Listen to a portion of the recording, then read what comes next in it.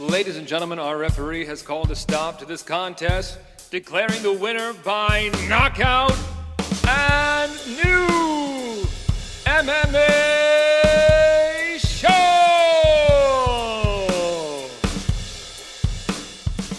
Greetings, ladies and gentlemen, and welcome to another exciting round of and new MMA show. I am your host, Michael Hansen, and I do all kinds of professional things with microphones because I am a professional ring announcer and MMA cage announcer. And I am joined this week to discuss mixed martial arts with my two friends who bring MMA punditry to new heights. Joining us first on the left side of your screens from New York, Mark Priaulx. Mark, what's up, buddy? Boys, happy Thanksgiving. Happy Thanksgiving to all of our listeners. We enjoyed the week off. Hope you all did too, but we are back and ready to go. I was at a Luke Combs concert last night, belting my little heart out. So Nice. Voice may get a little hoarse as we go on here. We'll see how it goes. Okay. But real quick, we got a notification that over the month of November in the country of Tajikistan, we were the #3 sports podcast on Apple, which is pretty friggin' awesome. So shout out to Tajikistan. And if is you, if you're one of our listeners out there, leave us a comment on YouTube or something. We would love to hear from you guys. Absolutely. Absolutely. And joining us on the right sides of your screens, all the way from the Sunshine State, Florida, Omar Artola. Omar, what's up, buddy? What's going on? Happy Thanksgiving, guys. Hey, happy Thanksgiving. I enjoyed a little week off there. We had a little food, a little family time. I got to see a couple movies with the wife. Got to see Encanto, which is that new what was it, a new Pixar? I think it's Pixar. Disney It's Pixar. about, it's about it's about a Colombian family all having like powers and stuff. It's That's cool. Yeah. fantastic movie. 100% recommend. And we saw The House of Gucci. Scandalous.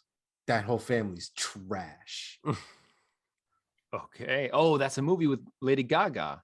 Yeah, it's basically about the is that Gucci what that one family and how basically she got her husband married or her husband murdered because he left her, and Wow. it was really it's a whole scandal. But the whole family's garbage. Wow. How is she? Is she good? It's like her third movie.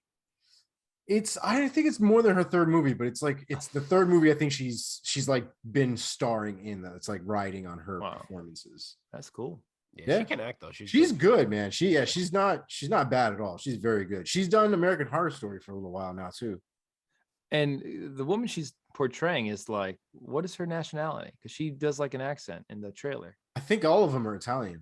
The accents are fucking hard. I guess that's okay. I was wondering what I was like. Damn, the year 2021, Lady Gaga's like portraying a. No, I don't know. They're all bad. Everybody in that movie has a terrible Italian accent, accent. isn't It's yeah, she is. Yeah, I guess it's okay. Yeah, they got people with very distinct voices, like Jeremy Irons.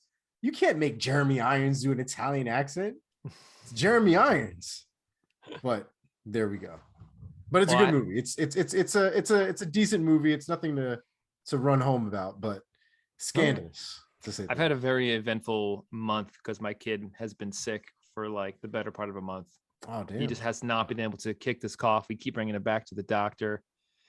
So they think he has like bronchitis basically.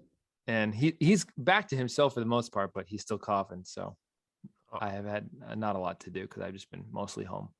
But boys, we are reconvening after Thanksgiving hiatus. We are going to discuss a few things. Let us quickly run down this episode. We're going to start with our first segment, as we always do, on the marquee. We're going to recap some other fights from the recent UFC fight nights, Vieira versus Tate. We're going to hop into our Priaulx rankings. Then we're going to talk about some MMA related events going on in the MMA world. Then we're going to hop inside the MMA sphere with Omar. And then we're going to turn towards the future and look at this coming weekend's Bellator and UFC fight night cards. So before we get into any of that, gentlemen, let us now remind our audience, if you're watching this on YouTube, go ahead and like this video, subscribe to this channel, share this video with somebody who you know who loves MMA and might not know about us yet. Find us wherever you get your podcasts if you want audio only on your commute. And of course, follow us on social media at @&new_MMA show. Join the conversation and get at us. With that being said, gentlemen, let us now dive into this episode with our first segment on the marquee. This week, the name on the marquee has got to be Ketlen Vieira, who, not this past weekend, but the weekend before, defeated the former UFC women's bantamweight champion Miesha Tate by unanimous decision, earning the scores 48-47, 48-47, and 49-46. Mark, let me start with you. The biggest victory of Ketlen Vieira's career. What did you make of her performance and the performance of Miesha? Yeah, this was a tough one for me. First off, this is the first time I don't really feel like excited about who we have on our marquee. Like every other time, I feel like it's a person who's like, yes, that's definitely the marquee. And this one, I'm like, I don't know. It's hard for me to get excited about this fight because it didn't feel like either woman brought their A game. Like Ketlen Vieira, as discussed on the broadcast, felt like she could have taken over at any point if she just opened up and let it go, and she never did. Miesha didn't look at all like the world beater she was in her return fight against Marion Renault. Yeah. We all picked Miesha here because of that performance, and I was so disappointed in this one that I had to go back and watch it, and the difference is so noticeable. Like, it looks like she's made these big striking improvements in that fight, and then they're just gone against Vieira. Like, she was aggressive against Renault the whole time, whereas with Vieira, she's on the back foot. She's throwing with like half the power she was throwing with against Renault.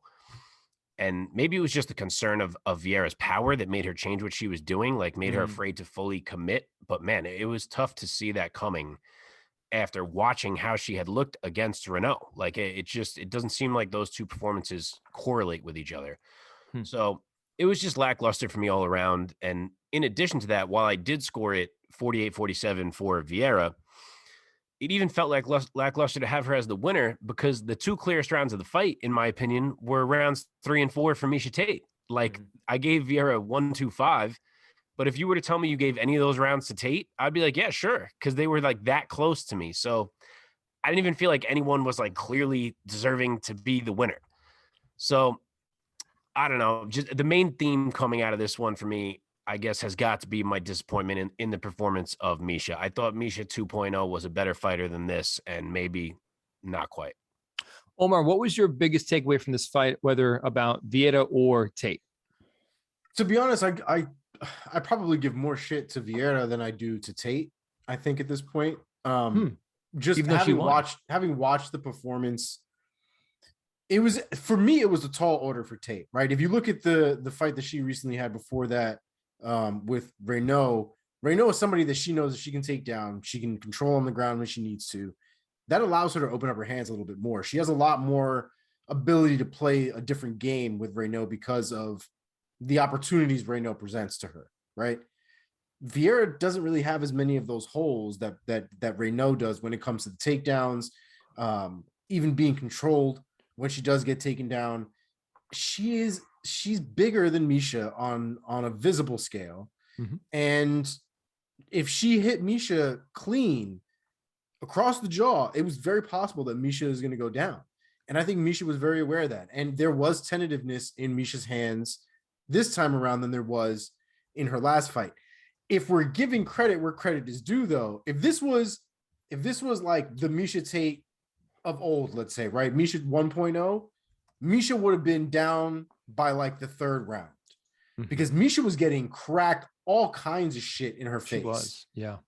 Old Miesha did not like getting hit. And when she did get hit, she would curl up, she would back up, and she would slowly just kind of be done with it, especially if she couldn't take you down and bring you down to her world, which she was not going to be able to do to Vieira. So I got to actually give a lot of more credit to Miesha Tate for staying in the fight, when, to be honest, it kind of looked at to a certain point where that fight wasn't going to go her way. That might be part of the issue. I think, to Mark's point, is there might have been a real, I don't know, moment there where you kind of realize Miesha may not be on this level that we thought that she was. But at the same time, it makes me wonder why Vieira didn't push the pace, why Vieira didn't take a lot of the opportunities to kind of make a statement, because she's all excited that she won this fight, but like, you could have done more. There definitely was opportunity for you to do a lot more in that fight. So I don't take away more about Miesha Tate's issues in that fight, and I take away more for the fact that Vieira just, if this is how Vieira reacts to an opportunity like that, somebody else who is not that much smaller than her, who can take her down, who can beat her ass, will beat her ass. That's what I took from that. I'll say, Vieira's listed at 5'8", but in there she looked like she really was just towering over Miesha Tate. She looked like she a always giant. looks really big. It's something about her frame, the way she stands. Maybe she stands upright, but she always looks really big. Yeah, she's thick too, bro. She's got meat on her, man. Yeah, I mean, I think Ronda Rousey is listed at 5'8" or was listed at 5'8", and I recall her and Miesha almost standing basically eye to eye. Nah, in this fight, it looked like Vieira was a women's featherweight. I've stood next to Ronda Rousey, and she's not. Have you really? Yeah, well. She's not 5'8". I have a picture when I did a book signing. She's listed as. I just Ronda. Checked. Okay. Yeah. It might be like 5'6", but I did a book signing with her years ago when she came out with her book in New York City. Oh, you signed your book for her? Yeah, there. I have a picture. I have a picture of me getting my book signed. That's cool. It's one of the stupidest faces you'll ever see me make, but it was a big moment for me. Yeah, I just want to say I liked Omar's point about how Vieira could have done more, but I feel like my issue is that I think both could have done more. Like Vieira, when it was seeming like she had that advantage that we didn't maybe realize going in, could have so easily stepped on the gas and pressed that advantage. But at the same time, when it became super evident that Vieira was never going to do that, right. I think it became obvious that Tate had to be the one to be like, all right, I'm going balls to the wall here, or else I'm probably going to let this decision slip away. And be grinding for more takedowns and relentless and putting herself, risking danger more, putting herself in there to try to land bigger strikes than the back-footed strikes that she was landing for the most part. So I just feel like either girl had an opportunity to be like, I'm going to claim this fight, and neither one did it, which is why I'm kind of just like, on the whole thing. Based on her performance with Marion Renault and her comeback, I thought, and I think we all thought on this podcast, that Tate was going to go in there and outstrike Vieira. Yeah. But then, at some point and early in the fight, it was like, oh, Miesha's outmatched. She doesn't have the power to make a difference. Vieira's too big, and she's definitely not going to get a takedown. She could try to mix it up with takedowns, but she's not outstriking her. And this is going to be a long night for Miesha, and it was. I never thought she was going to outstrike Vieira. I did, however, not foresee her not being able to take Vieira down at all. That one I didn't really see coming. Miesha's been one of those types of people that regardless of how good somebody is at takedown defense, she's gonna get your ass to the ground at least once. And it didn't really seem like she was able to do that with Vieira for, maybe to Vieira's credit, maybe to, Tate's detriment. I don't really know what the specific reason is, but it was something that when you take that part away, just like a lot of other fighters, we talk about it with Colby, when you take one of those things away from those fighters, they're not the same fighter. And when you took away the takedown from Miesha Tate, she's not going to present the same type of issues because her hands are never going to be at a level where she can rely on her striking 100%. That is a fact. But see, that point you just made, when Colby realized what he was trying to do wasn't working, he turned it up and was like, fuck it, I got to go for it. And I don't feel like Miesha ever did that. Yeah, I mean, I guess for me, I remember the fight very much being so pushed by Miesha Tate for better or worse. And that's kind of why her face ended up the way that it ended up. But to be fair, there was a lot of hesitation from Tate. And I think a lot of that came from a lot of the damage that she had. I mean, her face was destroyed. Yeah. I mean, that happened late, but yeah. Yeah. And I just, like I said, I just think that there was like Vieira walked out of there without a scratch on her body. Yeah. I blame Vieira more as far as who didn't do more in that fight. Like, you didn't look like you even got in a fight.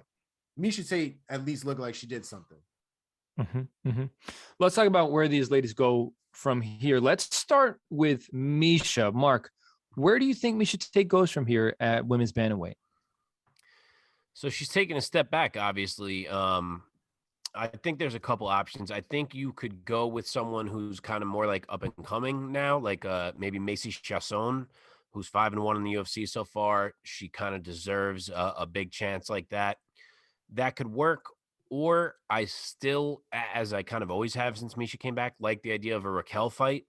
Raquel is fighting Julia Avila And if she wins that, it's probably not going to make sense. But if she loses that, I think that's got a built-in storyline. It's two big names. They're able to be high on a card with those two names. Miesha can try to get that win back, and I think that's an easy matchup to make. Nice. What about Vieira? Vieira's hard because obviously this is a big win, however you look at it, beating a name like Miesha Tate, but she has just recently lost to Irene Aldana and Yana Kunitskaya. Mm-hmm. So it's like hard to move her so far up. So I don't really know what you do with her, but she has to fight someone who's a name. So honestly, the one that I'm kind of thinking of is if Juliana Pena loses to Nunez. Oh yeah. And she kind of needs a next fight, that maybe that one would actually make sense for both of them. When is that fight? Is that fight soon? Soon. It's the co-main on this card, on the Poirier card. Oh my God, we're in December. Yeah. You're right. You're right. What do you think, Omar? Let me bring you into this. If you're looking at women's bantamweight, at the landscape of women's bantamweight, where do you think these ladies go from here? So, I mean, Mark makes kind of a good point, right? Miesha Tate can't really get another person above her at this point. Although Aspen Ladd has already called her out as of recent. She's like, I kind of want to settle this shit between me and Miesha Tate. I didn't think about that. I like that. Honestly, I'm kind of okay with it, especially because of all of Aspen Ladd's recent controversy. I think she doesn't deserve somebody ahead of her personally. Yeah. So I like that a lot. I'm kind of okay with that, to be honest. At 135, I think there is a little bit of some drama there. There's some nice little backstory. Miesha Tate was very vocal about Aspen and how she's been handling her career. Yeah. Aspen's been very vocal about mind your fucking business.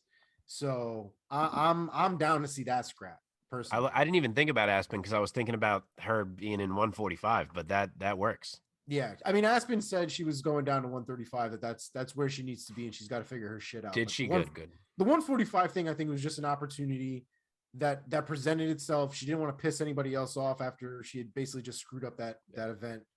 She took. I mean, I shouldn't say good because we still have no idea if she can make that freaking weight healthily, but we'll see. Yeah, she's got to figure that out. She's got to get that handled because she's not going to do 145. 145 will not work for Aspen Ladd. We will see her out of the UFC faster than anything else. Yep. As far as Vieira is concerned, I gotta say I'll kind of go with Mark's choice right there. That's kind of the perfect setup, really, is to find out if Juliana loses that fight with Nunez, which I guess all things considered, that's probably a pretty decent assumption. Mm-hmm. And then we can do Pena versus Vieira. If Nunez by some infinitesimal moment loses that fight, we have so many other things to worry about anyway. So we'll cross that bridge if we end up going. Well, it may not have been the result that America wanted, and it may not have been the result that many MMA fans have wanted, rooting for Miesha.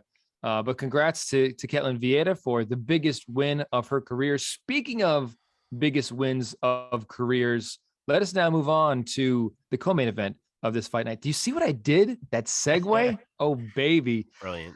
Gentlemen, in the welterweight division, a fight of consequence went down, and Sean Brady got it done, getting the biggest win of his career over Michael Chiesa, winning by unanimous decision, earning a 29-28 on all three judges' scorecards. Omar, let me start with you. What were your takeaways from Sean Brady getting the biggest win of his career? I was emotionally torn with this because on the one hand, I was obviously very happy for Brady that he was able to kind of get this decision win. I was also super confused as to how Chiesa got controlled for like 2 rounds on the ground. Brady can wrestle, man. He can MMA wrestle his ass off. Yeah, I mean, I guess so. It was just very surprising. I didn't see the fight going that way. I think the thing that frustrated me the most throughout the fight was the actual takedown defense of Michael Chiesa. He made a lot of choices in that fight that allowed for Brady to keep getting in close to him, to keep getting his arms around him to take him down. Mm-hmm. There was no lateral movement from Chiesa. He at certain times he tried to, put his foot on the pedal and burst out as many shots as he could before Brady was able to take him down again. But there was no, like, for example, if you watch Israel Adesanya, everybody that tries to take Israel Adesanya down looks like a bull trying to hit a matador.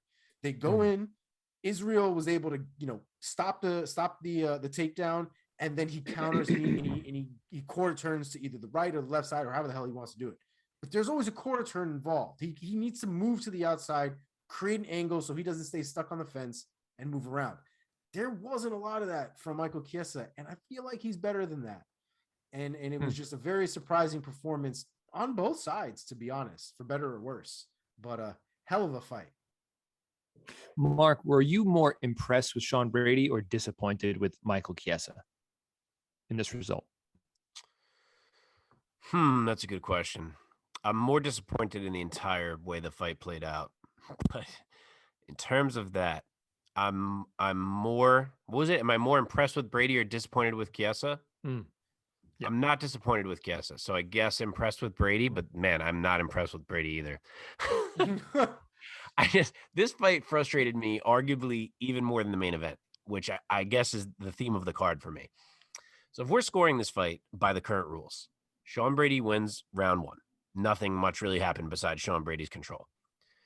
Round 2, Brady probably wins because of the control, but it's close. Like Chiesa has multiple impactful strikes in round 2, and Brady simply has 2 minutes of control with nothing happening. So you could argue it if you want. And then Brady certainly loses round 3. So even under the current scoring, I scored at 29-28 Brady. But if you want to give round 2 to Chiesa, I don't even hate you for it.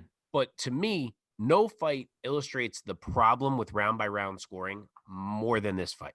Like if that fight is presented to us with no scoring until it's over as a 15-minute fight, and then we ask, okay, who was the winner here? There is zero doubt that the winner was Michael Chiesa. And to me, that's a problem. Wow. The purpose of a fight is to use your body to hurt the body of the other guy. Right. And by that definition, Chiesa wins that fight by a lot. He took basically zero damage, and he doled out quite a bit. Like the only thing Sean Brady had going for him in that entire fight was control, and it was control that he did nothing with. There was no sub attempts. There was no impactful strikes on the ground. It was just, they were talking to it. They were like laughing in conversation while Brady controlled him. So again, I get it. You got to score the rounds, but if that's a fight, and if I'm watching on the street, am I giving it to the guy who was like on a guy's back while they were laughing, or to the guy that landed 30 punches to the other dude's face? Like I struggle with fights like that. Do we credit the control? Of course. Was it super impressive for Brady to control Chiesa like that? Of course. Did he win the fight?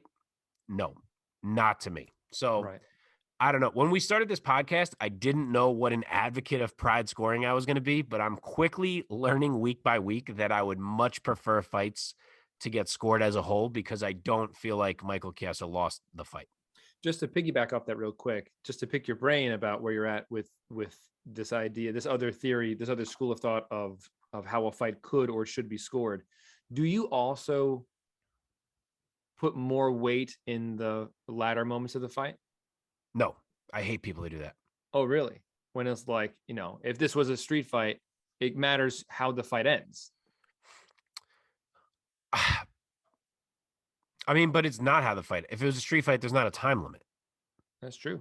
Yeah. So when a street fight ends, it's either because both guys are fucking exhausted or one guy's knocked out. It's right. It's usually how that goes. And I haven't watched rewatched round 2 yet, but I really want to, because I remember Chiesa putting it on him on the feet, and then for the first 3 minutes, right, and then Brady hugging him for 2 minutes. Yeah. So it's like, I get it that we have to credit control, but I struggle to be excited about anything Sean Brady did. Like, yes, he showed what a quality grappler he is. Probably better than, even though we knew he was a great grappler, probably better than we realized that he was able to control Chiesa like that. But did he do anything that made me say like, wow, can't wait to see Sean Brady again? Not even remotely a little bit. Yeah. Yeah, there was a little bit too much complacency for me, though, with Michael Chiesa in that fight. There was a little bit too much like him just kind of being okay, being on the bottom. And like, us having seen so many performances now where guys are on the bottom, whoever's on top is not doing anything. And you see them raining down elbows from the bottom. Just do that. Why would you not try to do something? Yeah. I mean, he was landing a bit, but late in the fight, he finally turned it around. If he had another minute, he might have bombed Brady out of there. He was dropping bombs at the end of that fight. Yep. Yeah. All right, let's talk. Where do these guys go? Omar, let me start with you. Looking at the picture of the UFC welterweight division, there's a lot of guys out there that Sean Brady has not fought yet because he is climbing up the rankings, and now he is has cracked now with this victory. He has cracked the UFC top 10 in the UFC's rankings. I'm curious to see if and what rank he is in our very own Priaulx rankings, which we're going to get an update later in the show. That being said, Omar, looking at the landscape of welterweight, what do you see next for Brady? I mean, realistically, you guys know how I feel about Neil Magny. Whenever you don't know what a guy's made out of, fucking give him to Neil Magny. He'll show you real quick what boy is made out of. So give him to Neil Magny. We can't get I forgot who we were talking about for Neil Magny 2 weeks ago. I know I set him up with somebody already. Yeah. But fuck it. If he's not doing that, give him this one. Right. That's my guy too. I just, obviously Brady skyrockets up the rankings with this win, but to me, he needs to prove it better than he did here that he belongs there. And I think Neil Magny's the perfect guy to try to do that against. Yep. There is a possibility that I always tend to bring this up, but Gilbert Burns is sitting there and still needs a fight. And it wouldn't shock me if this was the UFC's answer of how to get Gilbert Burns a fight. But to me, I feel like that's too much right now. Oh, but I think if they want Gilbert Burns to get a win, I think that's a great matchup for Gilbert. It would be a dope grappling matchup, yeah. Because Gilbert is a guy that Sean Brady is not going to wrestle hump at all. I was just gonna say I think Gilbert wrecks him on the ground, to be honest. I hope, but I don't know after just watching him handle Chiesa like that. But I think Gilbert wrecks Chiesa. Gilbert's different than Chiesa. I mean, I agree. I would pick Gilbert too. But I would rather have to see Brady beat someone like a Magny before getting that type of fight. Sure. But, yeah, I mean, Gilbert Burns looks like one of those guys that when he has you on the ground, he just looks so fucking strong. Yeah. Oh, I agree. It just looks so painful for him to control you on the ground. But real quick, Magny doesn't have a fight right now. I don't think so. I think he's been advocating for a couple different fights. It's just so interesting because he's in the top 10 in the UFC rankings at least, and the guy from Kamaru through 6. No fight. There's Usman, Covington, Burns, Leon, Vicente Luque, Wonderboy, and Masvidal are the top 7 guys, and then there's Magny's next in the UFC rankings, and you never hear Magny's name mix in with any of those other guys. Those other guys are all in like a little 6-7 man pool of like who's going to fight who. Nobody wants to fight anybody. And Magny's like, guys, I'm right here. I think it might be because he just lost to Chiesa. So, I mean, he fought once after that. And he won. He beat Jeff Neal after that. But he just this year lost to Chiesa. So I feel like maybe that's why that it's hard for them to be like, okay, here he is in a big fight again when Chiesa has been losing since then. I think it's just also the label that Magny has had for a little bit now of sort of being the gatekeeper of welterweight. Yeah, he looked great against Jeff Neal, though. Yeah, he did. He is great. Really Magny's awesome. Yeah. All right. Let's talk about Michael Chiesa. Omar, let me go with you. Where do you think Chiesa goes from here? I think at this point, I don't know if they have anything for Kazmat, but why not give him Chiesa at this point? Hamzat. Man, that would be shit for Chiesa to lose 2 in a row, and they're like, "Here's Chimaev, bro, have fun." Talk about a guy nobody wants to fight this guy. No. It is a big Magny risk, does. though, right? Because he could be Chiesa could be the guy that just lost, but now he's ruining the hype train, and Chiesa's back in the mix all of a sudden. Yeah, so, I'm very curious to see who Chimaev gets. I really am. I want to see him against somebody for real, and I gotta see. He will. I gotta see if this is like the Islam thing, because after the Dan Hooker thing, I can't really talk too much shit about Islam at this point. Yeah, it'll be someone. I'll be shocked if it's not someone for real at this point for Chimaev. I think we're there. That's where Burns might end up going in the end. That would be crazy if he goes straight to Burns. But it wouldn't shock me. It really wouldn't shock me. Especially after putting on that little wrestling clinic against Jack Hermanson. Yeah, I mean, and Burns sounded like he's down. Yeah, sure. Burns. It sounds like Burns just wants to fight at this point. I think that boy. Yeah, that's right. That's what I mean. Burns at some point is going to jump at somebody because he's just stuck without a fight right now. Yeah. But as for Chiesa, I think he probably ends up fighting someone who's like lower in the rankings or even outside of the rankings, which is fine at welterweight because there's so many good names that are in that like top 25-ish. So whoever he fights, it'll be fine. If I was in charge, I've always wanted to see the matchup of Chiesa and Gunnar Nelson. So I would love to see that one. I just think that would be so cool. And supposedly Gunnar is nearly back now. He had never released it, but I just saw something today where he finally said what happened. It was something where he was actually wrestling with the mountain from Game of Thrones, and he like landed on Gunnar's chest or something, and he has been recovering from this injury. So that's why he has not been around. It's so hard to feel bad for him for something like that. Who the fuck told you to do that?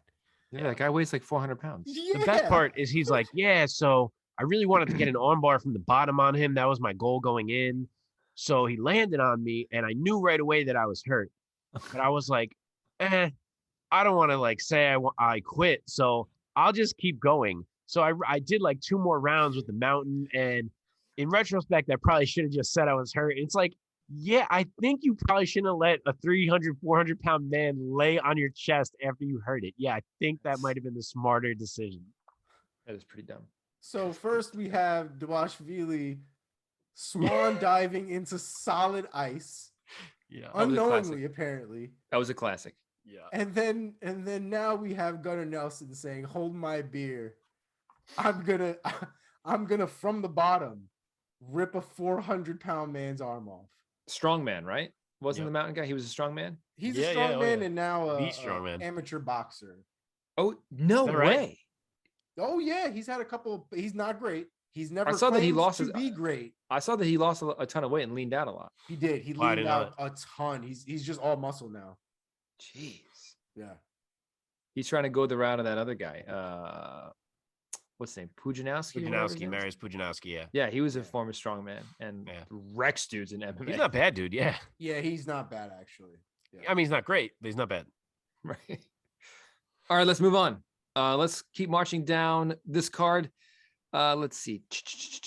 In the women's flyweight division, Taila Santos gets it done over Joanne Wood, formerly Calderwood, by submission by rear naked choke at 4 minutes and 49 seconds of round number 1.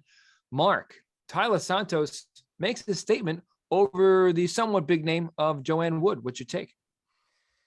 Yeah, so we got this one wrong, huh, Omar? Or was it just me? Omar, did you pick Wood with me? You did, right? I think so. I can't remember now, but just hand up on this one. Yeah, man. JoJo just got out physicaled, out athleted, out powered in this one, which tends to be her problem a lot more often than not lately. It's almost starting to feel like that's the book on her, that if she's against an athlete, it's maybe not going to go well. So she can still be a tough matchup for most of the girls in the division, but Santos blew past her pretty easily here. And as for Santos, that's a big win. She has become a name to watch. And if we ignore her debut loss to Romero Barella, which is the one that kind of just bothers me because Romero Barella is not good, but granted, it was like a really close loss. If we ignore that one, the girl's undefeated and has looked dominant. So maybe that's kind of the aberration, and it's time to accept that she's the real deal. Yeah. Omar, what was your takeaway of Santos, man? She looked good. Yeah, no, she looked very good. She was very dominant throughout the whole fight. I mean, Joanne Calderwood or Joanne Wood's main weapons have always kind of been her Muay Thai. And I just don't think that those tools are really holding up anymore now with the evolution of women's MMA. We've gone to a different place. You know, she's been around. She's one of the OGs at this point now of women's MMA. She's been around for forever. And I think you just got some of these younger women that are coming in with a lot more tools in their belt that are just more natural to them, things they didn't have to pick up later on in their martial arts career because it was something that they included right from the beginning. And you could just see that there was a lot of things where Santos just beat her to the punch, was not thinking about where she was going next. All of that was very fluid. And I think Wood is there's still moments in the fight where you can see her processing certain things, not necessarily in the striking. The striking is very fluid to her and is very natural to her. But especially when we start, going onto the ground and things like that, there are still things there where she's still processing. And when you have somebody that's, it's kind of the difference between you trying to do math in your head and a calculator. It's just one of those things where somebody is just going to be a step ahead, and it makes things very, very difficult at a high level. Don't ask me to do math in my head. Don't ask. I'm not going to do it. Get choked out like wood. I feel like Joanne Calderwood, she needs to go to like a Glory. I think she'd do great there. She's a kickboxer. I feel like, in MMA, I mean, she got caught on the feet by Santos. Santos rocked her on the feet, but I think it's partly because that of the threat of the takedown at the very least. When JoJo can't just focus on kickboxing, she has a great record as a kickboxer, as a pro kickboxer. So, I mean, she ran up her record to 9-0 as an MMA pro, but in the UFC she has a losing record. She's still a big name. She's always been a big name. I think partly because she stuck out so much on The Ultimate Fighter, and probably because she's Scottish, and a Scottish person with a Scottish accent just kind of sticks out in the landscape of MMA, where everybody's either Brazilian or American or British for the most part, or Russian. And it's like one like cute Scottish girl who like is a badass kickboxer. Like, wow, she kind of like is a little bit of an anomaly. And I think that kind of helped her grow her celebrity within the MMA world a bit. And every time she's on a card, it's like, oh, Joanne Calderwood is fighting. That's cool. But for the most part, she has had a tough run in the UFC. So my take is that I think she'd do well if she transitioned to more of a kickboxing centric style, maybe to a Glory or something like that. I can see that. Yeah. Where do you think Santos goes from here? Where do you want to see her fight next? I think I'm ready to move her pretty much to the top. I know that Ketlen Chookagian and Jennifer Maia are fighting in the relatively near future. The winner of that's not going to get a title shot. They've both already had their chance. So I kind of think you take the winner of that and give her to Santos. I love it. I love that. What do you think? Honestly, I would give her to Lauren Murphy. Okay. Lauren Murphy's coming off of that loss, but I mean, at this point, when you lose to Shevchenko, I feel like you just kind of get a bye, like we kind of knew, So I don't really count that against her. And Lauren Murphy's scrappy, man. She's very much like in the Neil Magny range as far as that's concerned. She's very much a type of person where she doesn't go away easy. You kind of have to beat the shit out of her for her to go away. Yeah. So I'm down to see that fight and see if she has, because from what we saw against Wood, Santos might very well have the ability to put Lauren Murphy away. And if she does, that's kind of a big feather in the cap. More so than just beating Lauren Murphy. Finishing Lauren Murphy would be a hell of a feat. Yeah, absolutely. Well, with that being said, gentlemen, let us march a little bit further down this card. Props to Ronnie Yahya for getting the win over Ho Kang. Well, we're going to discuss this awesome fight that also took place in the bantamweight division. Adrian Yanez defeated Davey Grant by split decision, earning the scores 29-28 and 29-28. And another judge gave Davey Grant 30-27. And an interesting twist. I forgot that happened. God. Yeah. Good Lord. That was one of those splits where you're like, what? That being said, it was a great fight on paper with these two guys who are both trying to shoulder their way into the UFC bantamweight rankings. And this fight delivered, guys. This fight was a barn burner. It was a scrap, whatever you want to call it. Mark, let me start with you. What were your takeaways with Yanez getting it done by split decision over Davey Grant? This was a great fight. Adrian Yanez got tested by a dangerous vet who brought the fight to him just like we hoped he would. And he got to show just how good he is. I scored the fight 29-28. I don't think there's really any other way to score it. Yanez round 1, Grant round 2, Yanez round 3. Not sure how it comes out any other way than that. And yes, the fight was close. It may be easy for people to say like, oh, Yanez wasn't all that impressive because of that. But I assure you he was. To stay that clean in a firefight like that shows a lot. We don't talk about enough how good he is defensively. Absolutely. He's so good with that shoulder roll. He lands at such a high percentage. There is no wasted motion. It's all so clean. And if you go back and watch that fight closely, if you're someone who didn't think Adrian Yanez really showed out in that fight, I promise you he did. The guy is impressive, and he's the real deal. I know somebody on this podcast is a happy man. Omar, your boy, Adrian Yanez, got it done over the exciting and kick-heavy Davey Grant. What's your takeaways, buddy, of your guy Yanez getting the W? This was, to, like Mark said, this was a very big challenge for Yanez. And so watching this fight was not as entertaining as it normally was for me watching one of his fights, because Yanez is usually just beating the shit out of somebody and doing it in an impressive fashion. And so I can just normally just sit there and cheer. But here, I'm like worried that Grant's going to catch him, that like Yanez is about to go down. He might go down. Like it got a little hairy in there a couple times. But Yanez was able to pull through and really kind of put a beating on Grant towards the end there.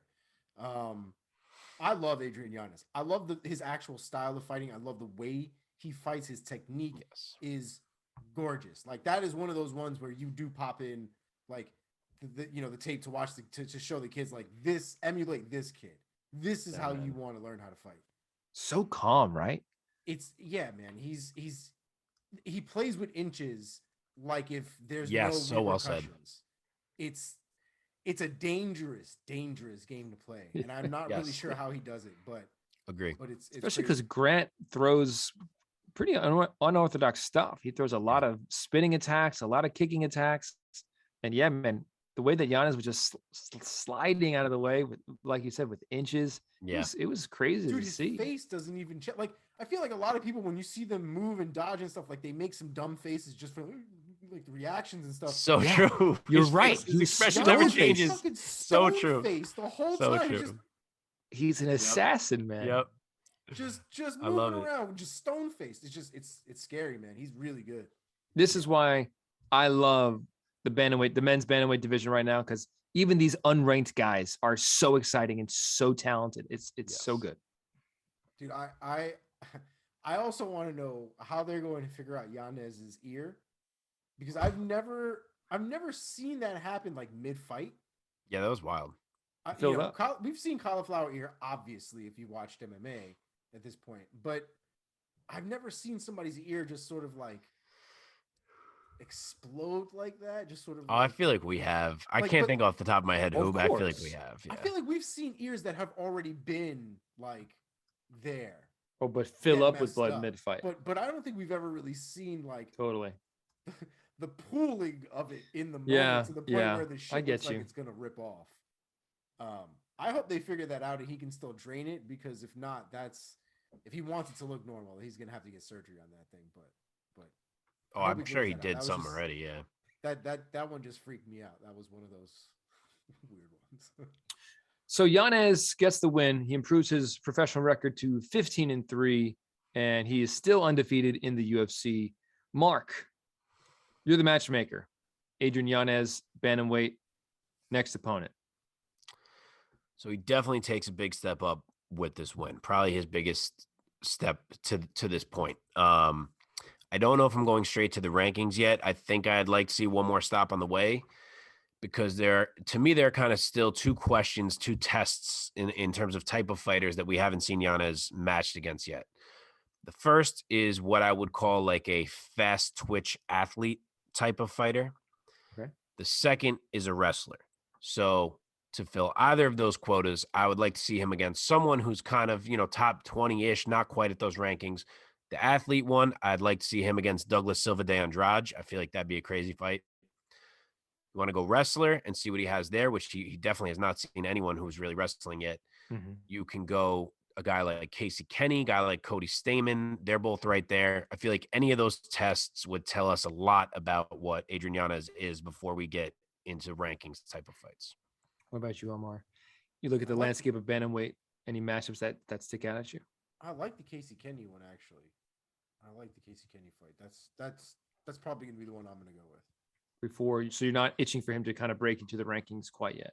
Not necessarily. I mean, to be fair, he did just get into a decent size back and forth with somebody who was not ranked. So it might be, you might want to see and make sure that he can still kind of play the field with people who have different skill sets and make sure that he's prepared for all things. Because once he gets into the mix, as a fan personally, I don't want him out of the mix. And we've seen a lot of people get to the top and then just tumble their ass all the way down. And I'd rather not see that happen for Yanez once he gets there. Okay. All right. Well, with that being said, let us move on from the recaps of UFC Fight Night, Vieira versus Tate. Let us now turn to our very own ranking system, the Priaulx Rankings. So, Mark, who are the risers and who are the fallers off of the heels of this Fight Night? All right, we got a few. The first one, Sean Brady. As I mentioned, I didn't love it, but I can't not move the guy way up when he beats Michael Chiesa. So he is going to move from my number 18 to number 7 welterweight in the world. He's 15-0. He's 5-0 in the UFC now. I shouldn't say the world, the UFC. But we'll see what happens next for him. The world. Another one that we mentioned already, Taila Santos, huge win. She is really creeping up the women's flyweight rankings now. I moved her from number 11 to number 6 in my women's flyweight rankings. The man we just discussed makes his biggest jump yet, Adrian Yanez. I still had him as my number 45 bantamweight coming into this fight. Obviously, we loved his potential, but he hadn't really done it against the guy yet. He's now my number 25 bantamweight coming off the very legitimizing win over Davey Grant. Kind of changes his resume a lot, able to allows him to jump a bunch of guys. So he's now my number 25 bantamweight. Last riser is Lupita Godinez, moving from number 38 to number 22 in my women's strawweight rankings. Fighting back in her proper weight class. The loss she had was when she tried to move up, so she's now won 2 straight at women's strawweight. Moves up, makes a nice move in the rankings here. My only faller this week, Miesha Tate. As you guys know, I inserted her pretty high. I had her as my number 4 women's bantamweight in the world because why not? She was Miesha Tate. I didn't see any reason to rank her lower, especially after that comeback performance. Obviously, now I got to move her down. So she goes from number 4 to number 8 in my women's bantamweight rankings. All right. Thank you, sir. And with that, let us put a bow on this UFC Fight Night. Vieira versus Tate. Congrats again to Ketlen Vieira and others for getting some big wins in their journeys. So, gentlemen, before we turn towards the MMA sphere, let's do a special little segment and let's talk about this special little thing in the MMA world right now, and that is Triller. Triller, as they have been for the past couple of years, continue to make moves and do their best to try to innovate and grab ratings and get eyeballs, and they are doing a pretty good job of that. And they created, in air quotes, they created a new style of combat sport, more or less, I think, kind of a new style of boxing, and they're calling it Triad Combat. And they had their inaugural event, and they really are leaning into this whole MMA versus boxing thing by basically making an event that is specifically MMA versus boxing officially. And we have familiar MMA names such as Frank Mir, Matt Mitrione, Mike Perry, Albert Tumanov, just to name a few. And MMA versus boxing, MMA did not do terrible, believe it or not. They won. Yeah, overall they won. They won a bunch of fights. And I mean, in the main event, our boy Frank Mir, love Frank Mir. I will always love him in the octagon, but he got pieced up. So let me toss it to you guys. We're not going to discuss any of the fights in particular, but the event overall. Omar, you're smirking over there. Let me get your take first. Because I've said it before. I'm not going to shit on over this man again, but Frank Mir boxing. What? Just and then you got everybody blaming Dan Miragliotta for not stopping that fight right away. It was a weird ending. It was weird, but I don't understand everyone's fury about it. I really don't. Well, the best way to describe what happened was basically like when you beat that moment in Mortal Kombat and he's just sort of dangling. Finish him. You to hit the fatality. That's really what happened. Frank Mir was just bobbling back and forth like a rag doll.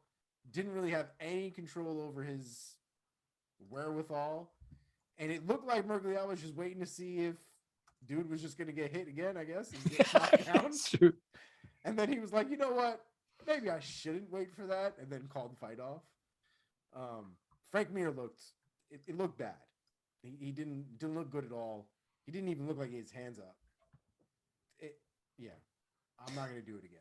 Yeah. He should not be boxing. Period. Mark, what was your takeaway? What was your I don't know, your reaction to the whole event? Yeah, fucking Triad, man. I got a lot of thoughts on Triad, and I'll get to the Frank Mir. First off, to be clear, I did not watch. You could not pay me to pay money to watch this. But I caught highlights. I read up a little bit just to be informed because obviously it's something that's relevant in the fight world right now. So first off, I hate the triangle. I really hate it. Oh. I don't get it. I don't see any benefit of it or any reason at all that we're fighting in a goddamn triangle. Hate it. Secondly, I will give them credit. I didn't realize they were planning to build whole cards on the MMA versus boxing theme. That's very smart in today's fight climate. People will get intrigued by that. So I didn't know that's what was happening. And when I saw that, I was like, okay, that was good.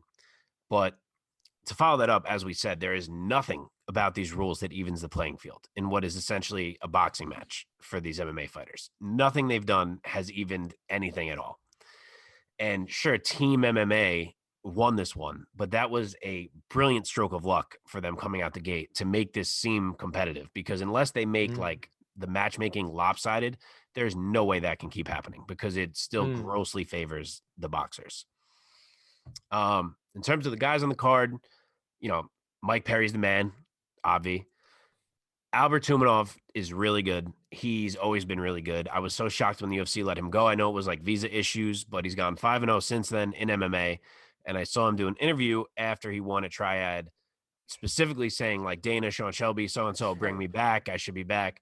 So let's get this guy back. He's freaking good. And I would love to see him in the UFC again. On to the main event.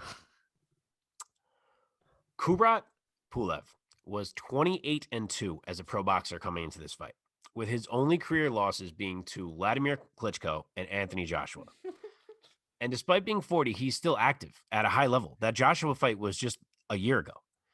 Frank Mir is a 42-year-old retired MMA fighter who is well past his prime, and more importantly, in his prime, reached the levels that he did because of his grappling.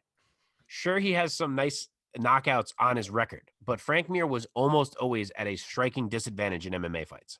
It was his grappling that made him a legend. So to take a guy, what'd you say?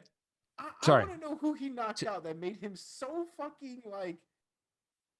I mean, he's got plenty of knockouts, but to take a guy who was at a boxing disadvantage in most MMA fights and put him in a boxing match with a guy like Pulev is an absolute joke. I don't know who books these things. I don't know who allows these things, but someone needs to be involved in these if they're going to keep happening, who has a clue about MMA. You can't just look at a guy and say, oh, he was an MMA champion. And boxing guys do this all the time. Like when you hear, I love hearing Teddy Atlas talk about MMA. I actually think he's great at talking MMA. But guys like that, guys like Stephen A., guys like Max, they'll talk about guys like, oh, he was an MMA champion, so it means he can box. No, it does not. There are plenty of MMA champions who cannot box, Frank Mir being one of them. So you need people who know this, who don't just look at a guy and say, oh, he's an MMA champion, he's got credentials, we're good to go. Like, it doesn't work like that. Ask Ben Askren, and that was against Jake Paul, not fucking Kubrat Pulev, who's 28-2 as a pro boxer. So it makes me nuts that this fight happened. There's a responsibility involved in matchmaking, and it's being ignored in these types of fights, and I hate it. Hell, Matt Mitrione was on the card. He was in the co-main event, and Matt Mitrione's MMA career pales in comparison to Frank Mir's. But if he was to fight Frank Mir in a straight boxing match, he probably beats Frank Mir. Yeah. It makes more sense to put Matt Mitrione in there with Kubrat Pulev, and it'd still be dumb. So that's my bottom line. These fights are what they are. Maybe they can work. Maybe they fizzle out. But above all, we have to be responsible with matchmaking. We cannot do shit like that. I feel like I was expecting. Let me first say this. Let me go back to a different point you made. I actually liked the triangle ring. Wow, I did. I felt like it achieves what I think they're after, and it closes them off more. And they kind of, it's a little bit more of like, when two guys have their feet in a tire, one foot in a tire. Or like how bare knuckle fights begin. They begin right next to each other. So I kind of like the triangle ring. I kind of get it. I'm like, it's different. And why does it have to be a square? It doesn't have to be a square.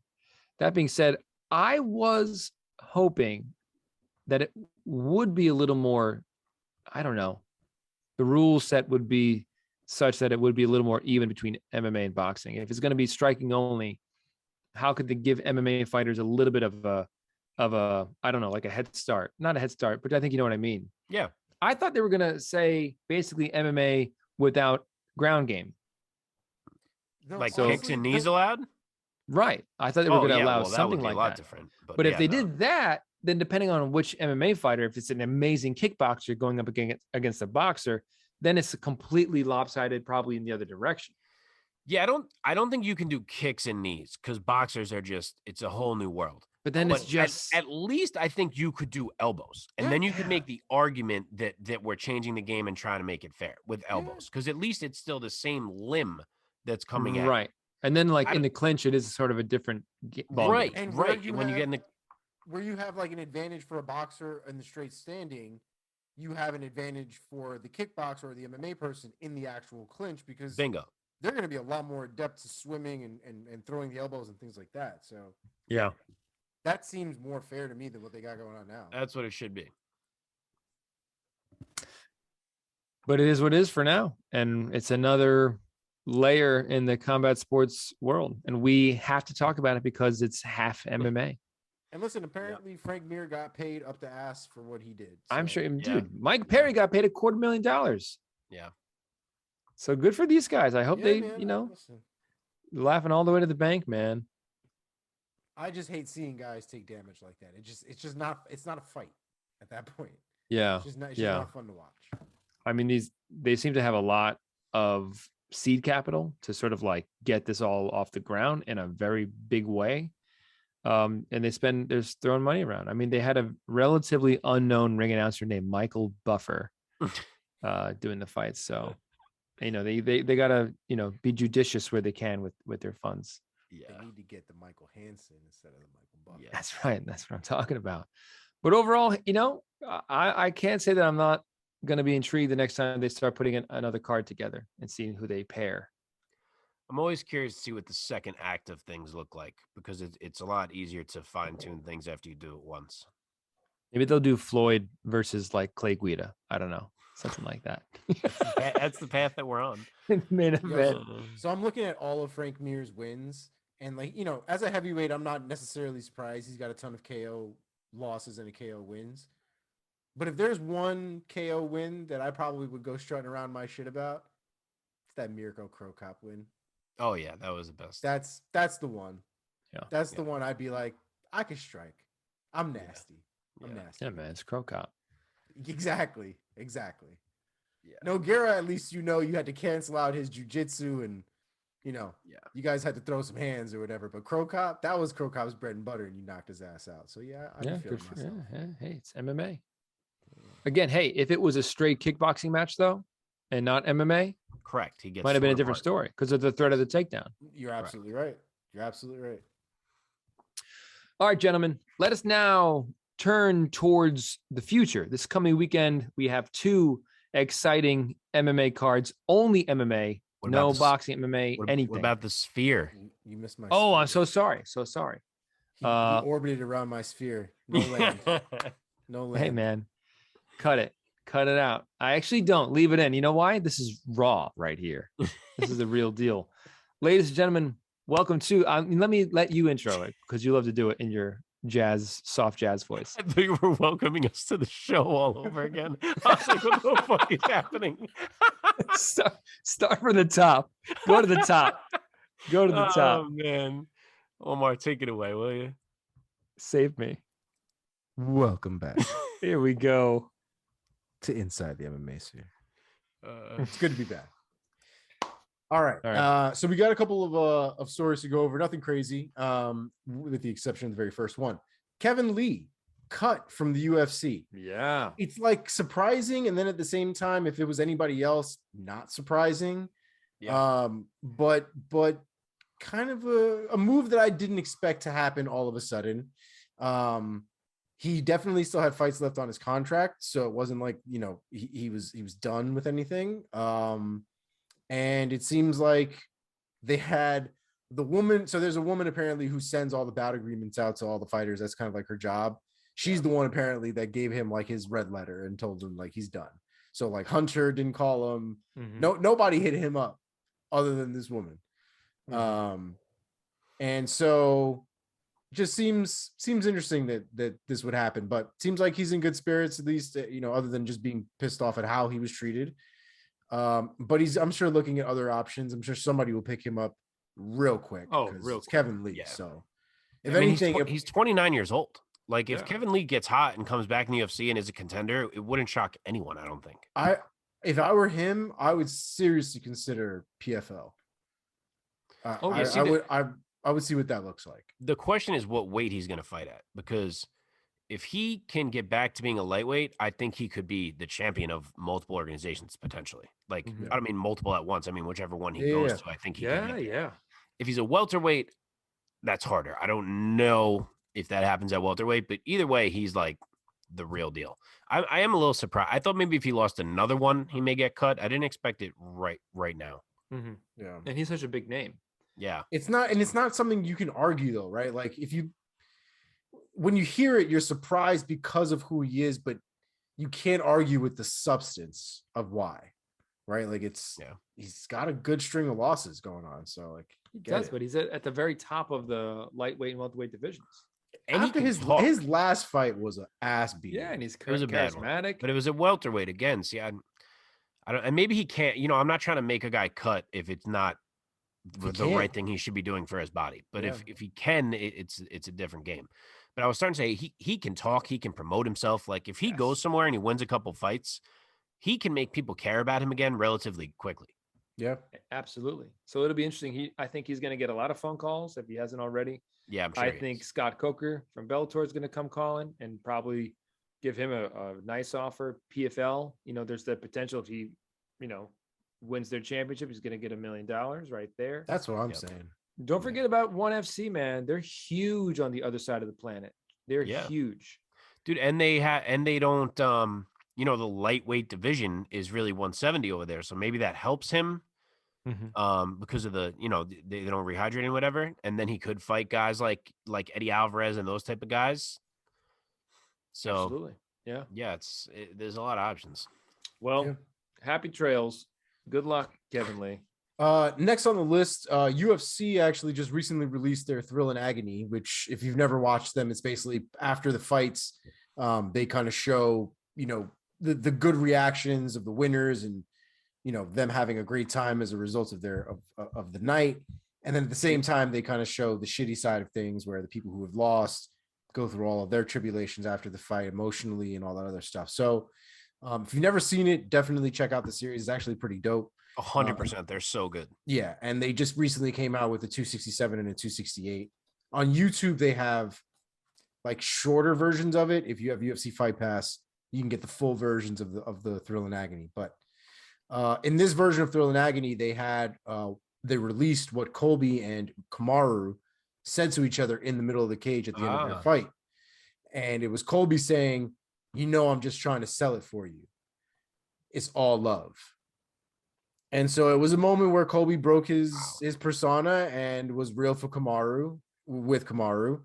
And that was what Kamaru said, that was between them. And, we always talk about how we know that Colby's thing is an act. We know that that's probably not how he is on a day-to-day basis in private and whatever else. But it was interesting to see that was, kind of how like Conor had his moment with Khabib where he was like, it's just business. Colby kind of had this moment with Kamaru too. One was a little bit more receptive than the other, but that's. And then 24 hours later, Colby was saying how he got screwed and he really won the fight. Yeah, well, he put the mask back on. I was gonna say the cameras were back on, the microphone was hot again. I gotta get my next payday going. Yeah, basically. Yeah, good for him. He's got to do what he's got to do. But definitely check out Thrill and Agony. It's dope. Last couple things really just involve John Jones. Nothing necessarily new, just more of an update. So he had obviously some charges that were going on as a result of the thing that we talked about in Vegas with his fiance and potential domestic violence. They pushed back his hearing, so he won't know what's going on, whether he's going to be facing arrest or not. Apparently, I don't think it has anything to do with his fiance filing charges. I think now it's up to the state of Nevada whether they want to file charges against him. Really? Yeah, it has nothing to do with his wife or his fiance at this point. It's the state of Nevada's prosecutors now that have the discretion as to whether they want to prosecute him or not. Wow. So that's interesting to see how that goes. They might take into consideration his past bullshit. Who knows? But right now there's a court hearing scheduled for the end of January, and then we'll have some more information on that from there. The second thing on Jon Jones is the man went in on Mike Winkeljohn. Yeah. Holy shit. He was not happy, obviously, with the fact that Mike went on TV or on radio, whatever, in the MMA world, and was very vocal about how he didn't like how Jon conducted himself in Vegas and kicked him out of the gym. According to Jon, kicking him out of the gym has basically done zero change because all the coaches that he was working with are all still with him, and the only thing that's different is where he's training. So apparently that seems to be the thing, and all the coaches that are working with Jon are getting shit from Mike Winkeljohn because they're working with Jon. There's a lot of drama that seems to be going in there, but if you go on Jon Jones' Twitter feed, the man has gone in on Mike Winkeljohn. So wild. Yeah, I not like I'm trying to be on the side of Bones here, but he's not the first person to go in on Mike Winkeljohn. So That's true. Mike Winkeljohn might not be the greatest character ever. It's No, definitely 100%. It was excuse me, I think Cerrone yes. was the one who started it. Yeah. And then Diego supported him. Diego supported Mike Winkeljohn until he did it. And then Diego went in on Mike Winkeljohn. Yeah. This was a whole thing. Yeah. Excuse me. Anyway, that's pretty much it for Jon Jones. Talking a lot of shit about Mike Winkeljohn, but at the same time, we're going to find out more about what he's going to happen with him legally, which is also going to affect his UFC career. Yeah, that's crazy. That's crazy that it's not even whether or not his wife wants to press charges against him or not, which I don't think she did or does. No, she doesn't. But when the state has all this, I guess, evidence. Yeah, and I think the other reason too is because everybody ended up getting involved and it happened within the hotel, and there's a lot of things I think that ended up getting touched on that it's bigger than her at this point. Yeah. All right, let's keep going. All right. So next on the list are some fight announcements. The first one we're going to start out with actually has to do with the fight this weekend. Matt Brown is out. Fight this weekend. Did you get COVID?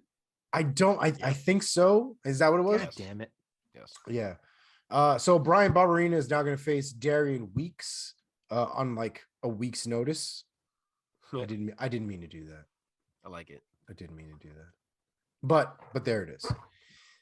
So that's going down this weekend. The next one on the list, Mahmoud Muradov versus Miesha Serkinov. Say that 5 times fast. That's been added to February 26th. That should be an interesting middleweight fight, especially to see kind of where Serkinov is at this point. Arman Sarukian. Arman Sarukian versus Joel Alvarez. That's I did not see that. That's going to be that's cool. Good fight. Yep, I like that. That's also on the February 26th card. It's a fight night. And I believe, if I'm not mistaken, main eventing this fight night, Islam Makhachev versus Beneil Dariush. I think they were. I was like, whoa. What a fight. Yeah.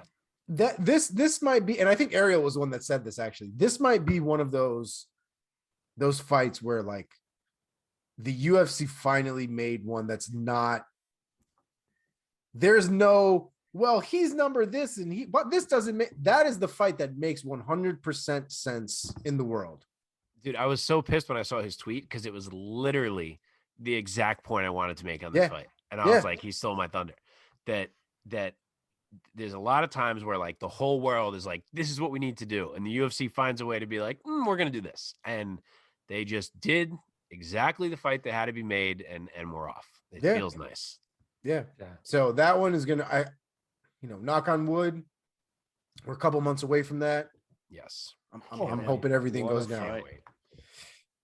So this is not official, but right now there's rumors that we're very close to Jan Blachowicz versus Alexander Rakic. I saw that. So much for the rumored Jan versus Anthony Smith matchup.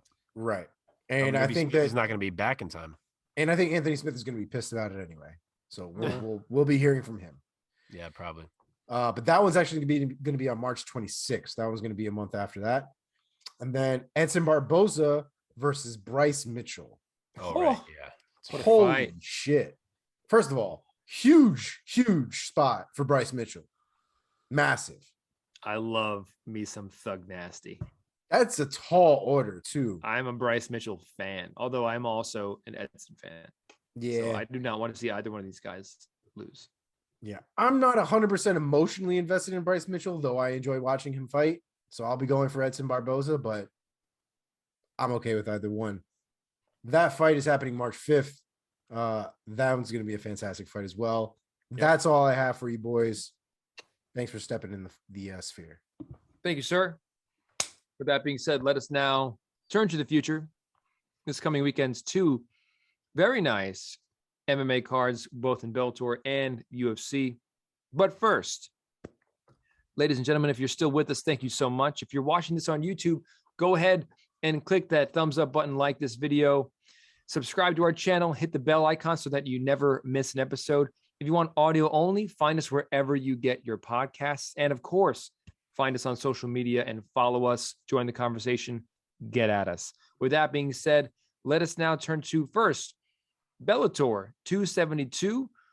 We have some really nice fights. Let's talk about the co-main and the main event. Let us start first with the co-main event, Emmanuel Sanchez versus Jeremy Kennedy. This is taking place in the Bellator featherweight division. Mark, let me start with you.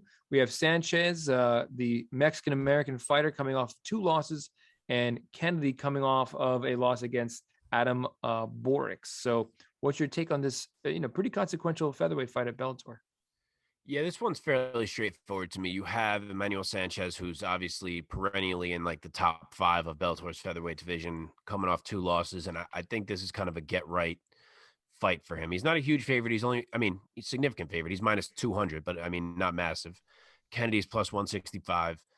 But to me, Kennedy is a well-rounded fighter who beats everyone who's not on the upper level because of his well-roundedness. But when he runs into guys who he doesn't really present enough danger to be able to get past those type of tests. And Sanchez is just as well-rounded as him. He's so hard to keep down. He's more dangerous on the feet. And I think he kind of wins this one however he needs to. He will reaffirm his place in Bellator's top 5, hovering right around that title picture of featherweight, and get the dub here. Probably, I'll say by decision. Omar, Sanchez's 2 recent losses are against Mads Burnell and Patricio Pitbull. So, his losses are not against scrubs. So exactly. What is your take on Sanchez going up against Kennedy? Yeah, that's exactly the take I have is these guys, the losses that he has, at least, recently, are not losses that I would have to worry about as far as worrying about, where he's at in the division. He's fighting real guys. He's fighting real competition. I don't necessarily see Jeremy Kennedy being able to give him anything more than the other guys have had to. And I'm pretty sure he's going to come out on top against them. Nice. Okay, let us now turn to the main event of Bellator 272. What a nice fight. We have Sergio Pettis defending his Bellator Bantamweight Championship against Kyoji Horiguchi. I love this guy. I love both of these guys. This is going to be a great fight. Mark, let me start with you. What is your take on Pettis defending his strap against Horiguchi? I love this fight so much. This is an awesome fight. I love when Bellator comes through with like a truly high-level fight, and that's what this is. I love when I get to see Kyoji stateside, which hasn't happened so often lately. So I love that, and I'm hyped for this one. The odds are fairly close. Kyoji's minus 175, Pettis plus 145. Kyoji's a special fighter, man. He's one that American fans are a little less exposed to despite his time in the UFC, because that was kind of a while ago now. But the man is 29-3 in a 32 fight career all over the world. His only losses are to Masakatsu Ueda in 2012, who was a beast at the time, Demetrius Johnson in 2015 at flyweight, and then that shocking Kai Asakura KO in 2019, which he quickly avenged with a brutal KO of his own. Mm-hmm. Other than that, no one has beat this man in 32 fights. He's won everywhere he's gone, whether it's at bantamweight or flyweight. He's got names throughout his resume. And on top of that, he is kind of the real, you could say, Bellator bantamweight champion. He beat Darian Caldwell twice, once in Bellator, once in Rizin, to claim that belt, and then had to relinquish it due to injury. And now he's kind of getting his shot to take it back here. And Sergio has even acknowledged that. Sergio has actually said that he knows he's kind of been babysitting the belt, and this is his chance to prove that he's the new champ. So, yeah, Kyoji's one of the best bantamweights in the world. And on the other side of the coin, you have Sergio, who felt like a bit of a work in progress for a little while there, especially while he was in the UFC. He has gotten really legitimately good now. He's made great strides in the latter part of his UFC career and into Bellator. The question here is simply, has he gotten this good this fast to be able to knock off someone like Horiguchi? And while I admit that he has looked really technical on his feet, really capable on the ground, I still think that answer is no. I think that Sergio will be willing to strike with Horiguchi, and I think he ends up getting hurt because of it. Sergio is not always the best at keeping guys at the range he wants them at, and I think Kyoji is so good at getting inside that it's just eventually he finds his way in there, lands some big shots in tight that put Pettis down somewhere in the middle of the fight.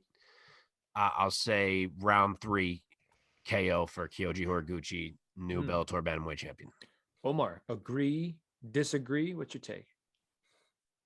So hard. I honestly see Horiguchi taking out a lot more of the ground game in this one, to be honest. I think it's probably the path of least resistance if we're looking at stylistically the matchup between both. And that's not to say that Sergio doesn't have a good ground game or can't handle himself on the ground. However, striking just seems to present a lot more danger for Horiguchi, just as much as it presents danger for Sergio. It would just make more sense in my head, especially with the skills that Horiguchi has, to take him down and kind of work from the ground from there. But as far as who's taking it, shit. I guess. Wow, the man is torn. Shit. Dude, I really don't Frozen. know, man. It's a good fight. It's a good fight. Hey, it's a good fight. I really don't know. Mike, you got to pick while Omar makes his brain work? Sergio. I'll take Sergio by split decision. Wow. I'm going with Mark. I like Horiguchi. I'm a big Horiguchi fan, man. Yeah, I honestly wouldn't be surprised if either one of these guys ended up with a W. It's a coin toss at this point. But right. I guess I hope Sergio wins more than I guess I think he wins. Yeah, it's kind of sure. where I'm at. All right, gentlemen, let us turn away from Bellator and towards the UFC now this coming weekend. UFC on ESPN, UFC Fight Night, Font versus Aldo. Oh, baby. We got a Jose Aldo Jr. fight on the radar. Gentlemen, let us work our way up this card, and I'm going to bring up some fights. Let us start with, on the prelims, Alex Morono versus Mr. Mickey. I beat up CM Punk Gall in the welterweight division. Mark, let me start with you. What is your take? Alex Morono versus Gall. Yeah, this is actually a super deep card for a fight night. Like it's a really good card. There's so many good prelims. So yeah, worth peeping this whole thing. But yeah, as for this matchup, I've said this before about Morono.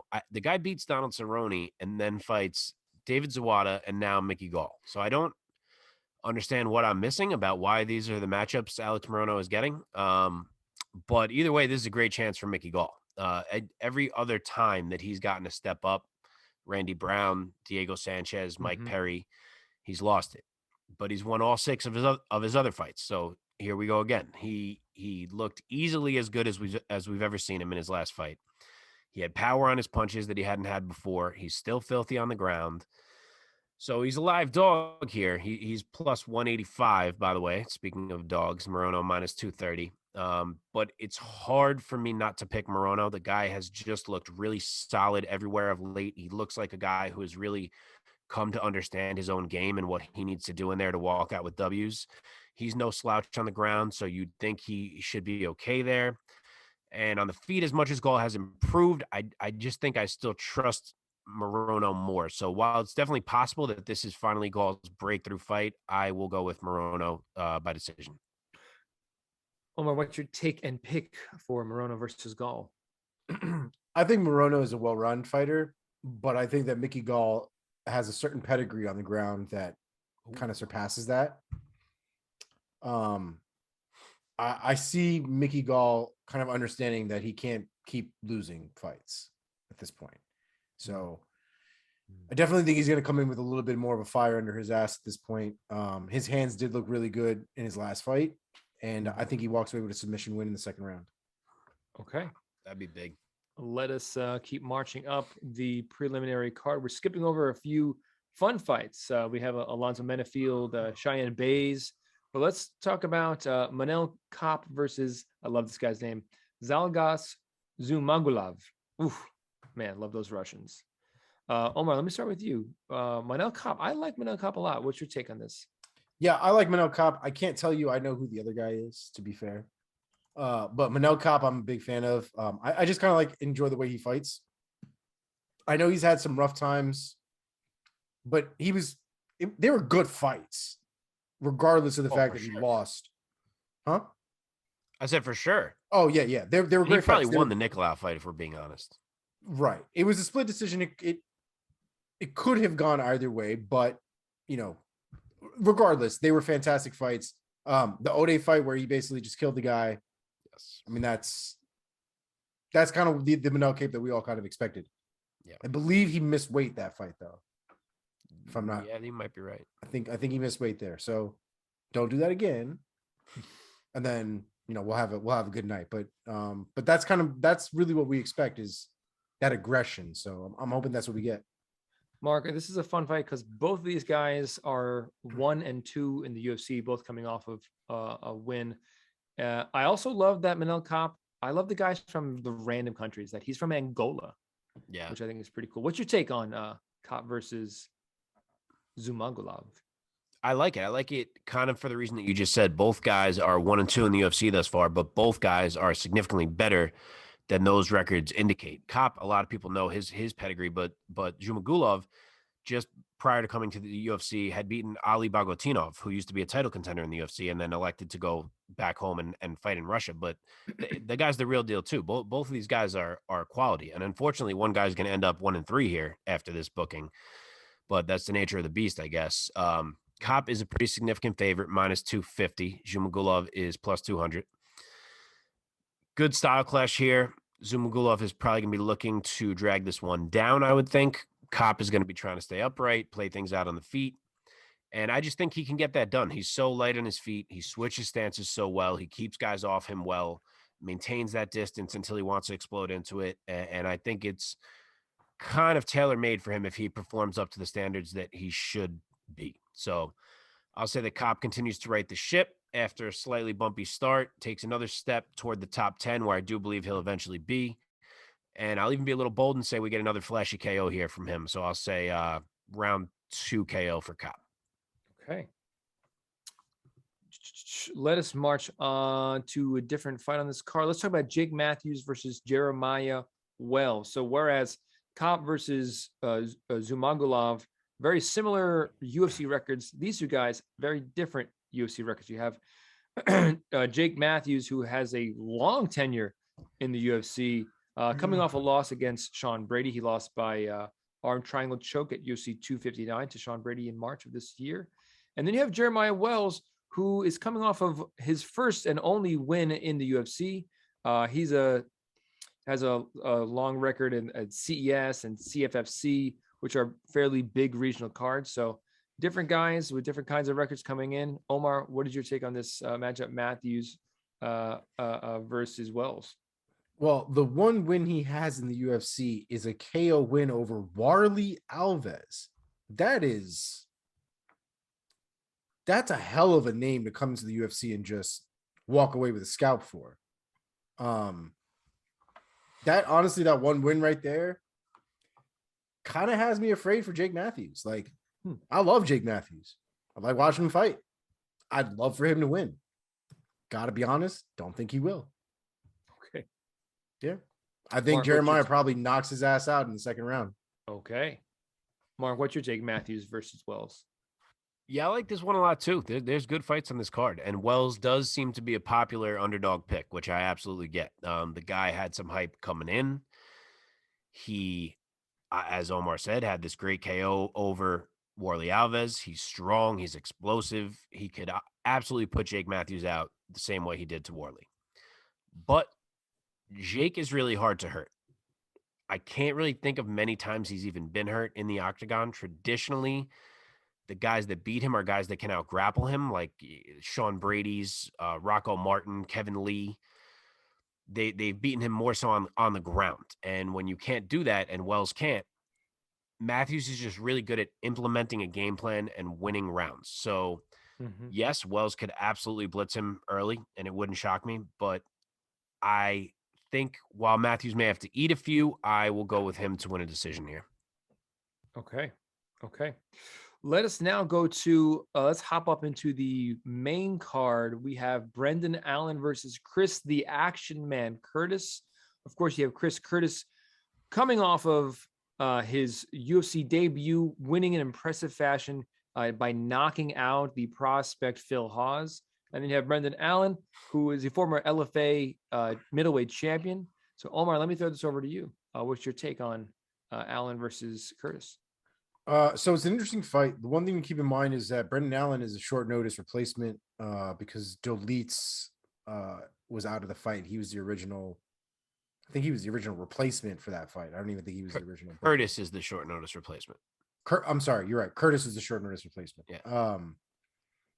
Anyway, with that being said, just to kind of put the context out there, I think this is a very dangerous fight for Brendan Allen. I feel like Chris Curtis just fought like 2 weeks ago, right? Yeah. The knockout of Hawes, yeah. It's a fairly fast turnaround. Not 2 weeks. It may have literally been 2 weeks ago. Or no, because we've been off for a week. So 3 weeks ago, maybe? That's what I'm feeling like. I feel like November 6th. Oh, it was November 6th? Wow. All right. So 13, 20, 28, 4 weeks. All right. Recently. Anyway, it was and he had a fantastic performance in that fight as well. Of the two, I feel like the experience is probably going to go into Curtis's favor just based on the amount of fights that he's had and kind of him having kind of been around the block at this point a lot. Brendan Allen is just a bad motherfucker. That's really the problem that Curtis is going to run into. He's gotten a fantastic resume of some solid quality wins. And on paper, to me, it just seems like Brendan Allen has everything to beat Curtis. So I'm going to go with him by decision. Mark, what's your take? Yeah, I'll go a little more demonstratively than that. I actually think this feels like a mismatch. I know Chris Curtis just had this spectacular KO over Phil Hawes that we just mentioned and jumped right up in my rankings and all that. But he was getting pieced apart by Phil Hawes prior to that. The entire every second of the fight was getting pieced apart by Phil Hawes until the knockout. And if he fought Hawes 10 times, how many times does that result happen? I'm not sure.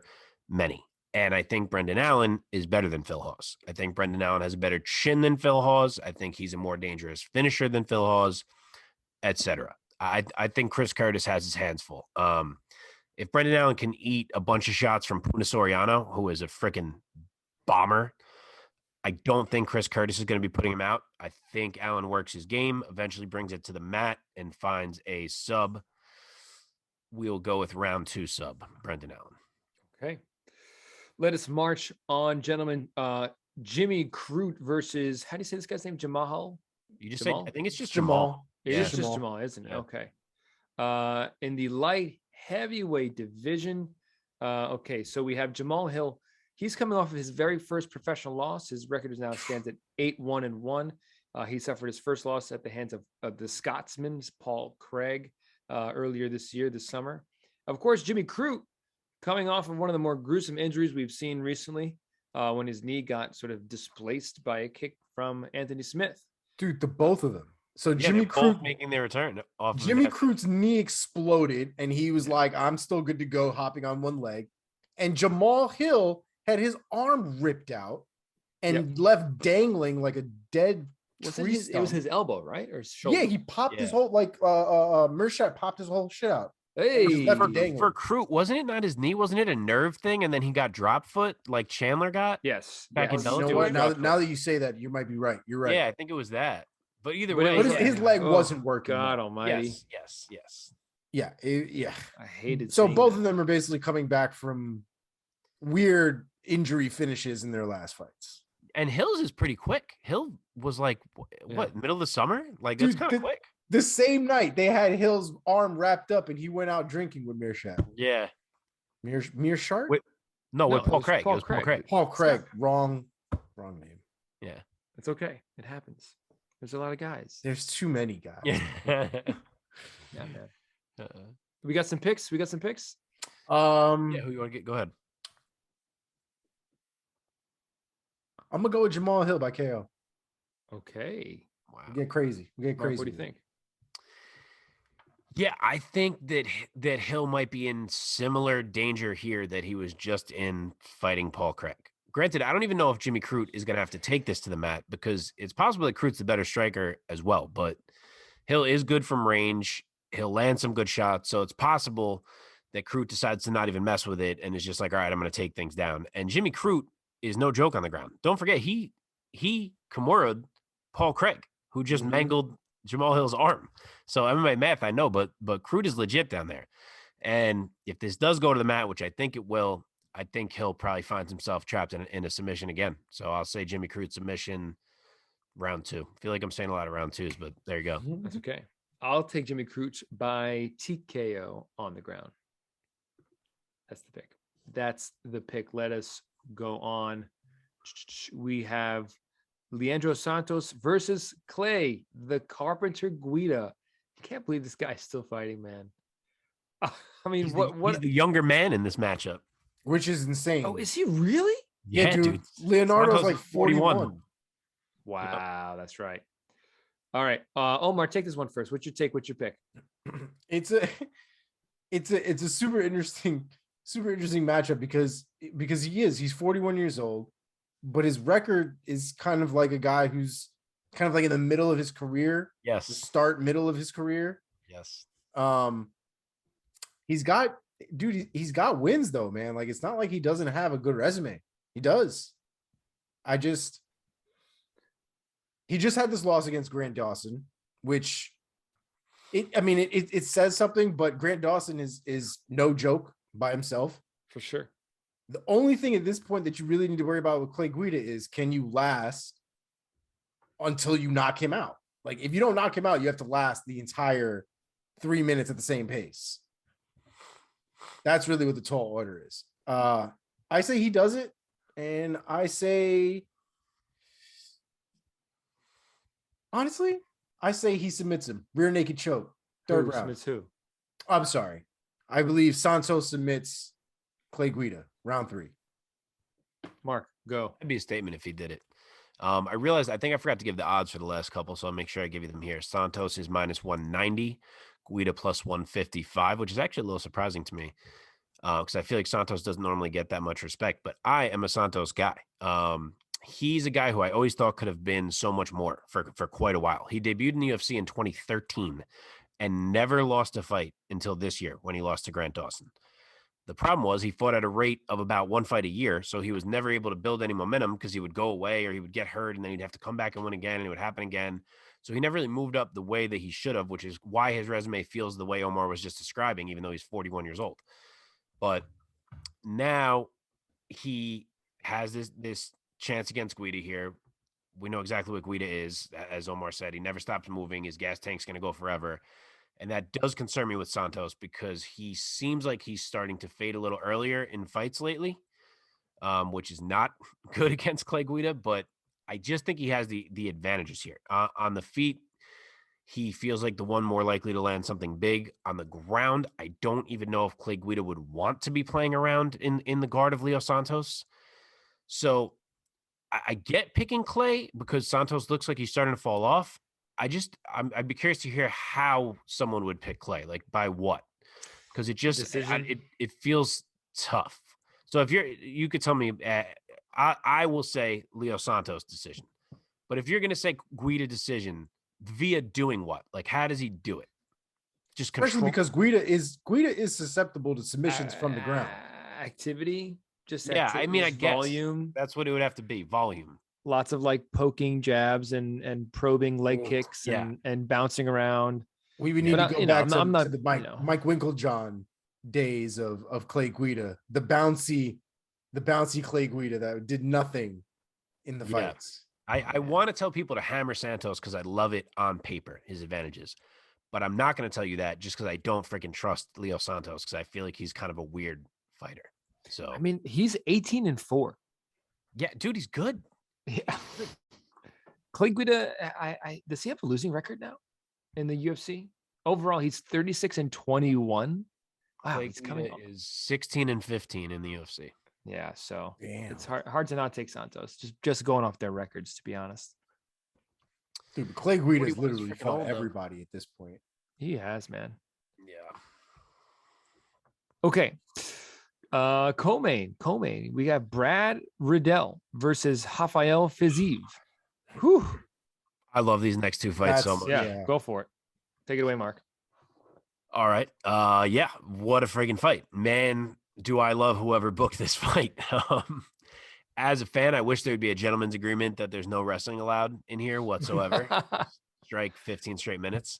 And they're actually friends, so who knows? Maybe they'll actually agree to that. Could this just be a triad fight? Yeah. No, because I need the kicks. That's true. That's true. But yeah, these guys are two of the best strikers fighting at 155 right now in all of MMA. Fiziev is probably the prettier striker of the two technique-wise, whereas Riddell is more of like that dog, take one to give one type fighter, type striker, I should say. If we're talking just striking, I think Fiziev probably jumps out to an early lead. I feel like he tends to do that, and Riddell tends to have that happen to him. But then Riddell kind of storms back as he's prone to do. So I think the momentum may go that way, but it is MMA, and I doubt that they are going to agree to what I just said above. So I think the grappling ends up being a factor, and Brad Riddell has that X factor that Fiziev does not have. For a guy coming over from kickboxing, his wrestling and grappling has looked really solid. Like he was competitive with Magomed Mustafayev a few fights ago. So I think he'll rely on that all fight. I absolutely think we'll see some awesome striking exchanges, but I think that Riddell's ability to potentially mix it up and go for it if he needs it is what is nudging me away from the 50-50 feeling that I have and landing me on Riddell. So it should be a war. It should be awesome. Hope it's that. I do think it'll be close. I could even see it being a split, but I will go with Brad Riddell. I love these fights. Again, props to the matchmaker because it's really cool when these guys have the exact same record. They're both 10-1. That is cool. Very cool. Omar, what's your take and your pick? I'm actually going to go with Fiziev in this fight. I think Mark kind of laid out the foundation pretty well for you. So as far as I think Fiziev just has a lot more tools. I think that his wrestling will make the difference. I think that in the end, it's just going to come down to who has got a little bit more tenacity.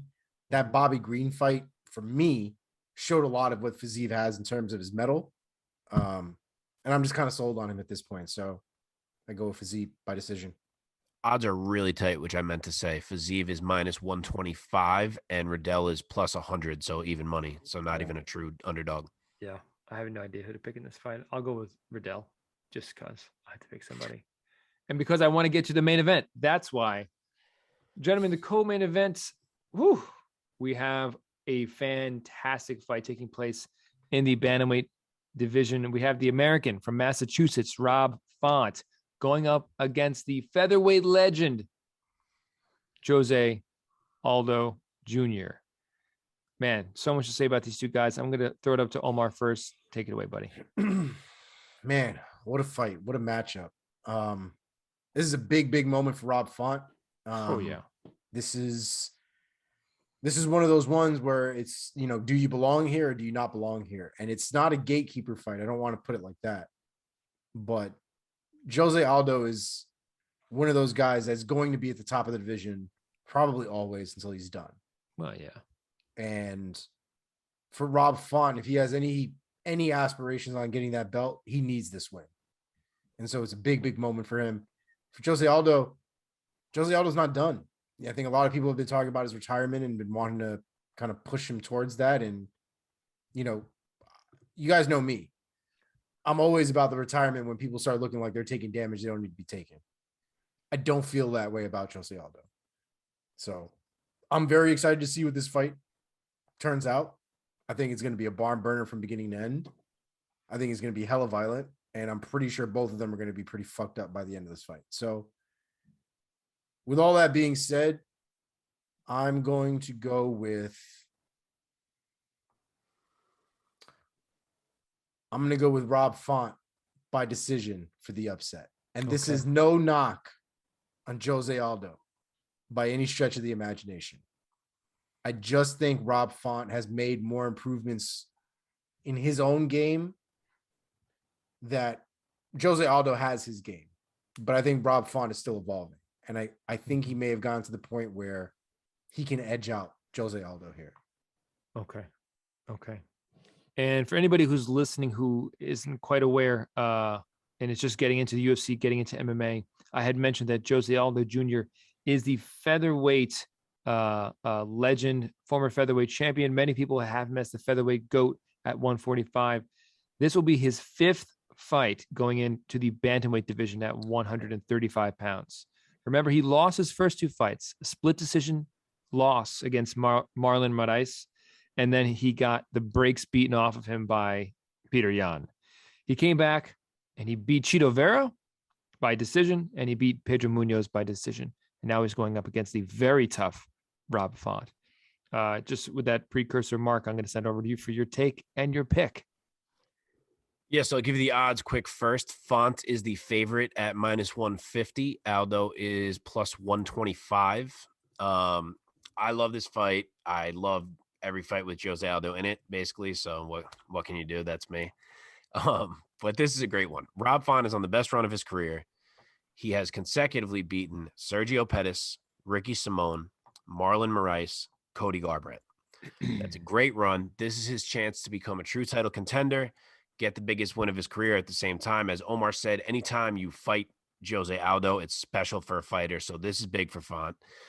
And as you said, Aldo's on a nice little run himself. As we've mentioned before, when he lost to Petr Yan, a lot of people started to write him off as a contender. And he has promptly turned back Marlon Vera and Pedro Munoz and looked really impressive in beating Munoz in his last fight. So he's right there, man. And I'm going to pick Jose Aldo to win it. And there's two reasons why.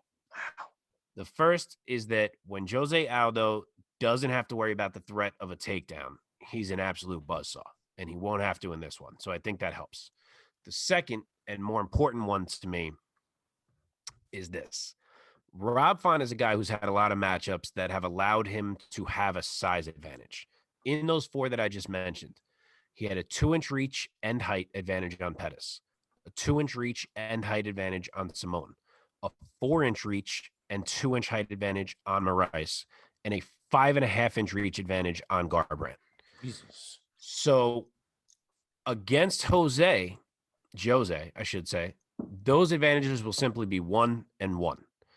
And on top of that, Jose is probably the biggest framed fighter of any of those guys that I mentioned as well. So for Rob Font, a guy whose whole game revolves around that beautiful jab of his, these matchups were money. And without that advantage, I don't think we see the world beater Rob Font that we've been seeing lately in the cage on Saturday. So while I do worry a little bit about it being 5 rounds and Jose lasting the whole way, I think he can do enough. And I think he will start to show as the fight goes on that he is the superior striker to Rob Font when Rob Font doesn't have that size advantage to work with. and I will say Jose Aldo UD.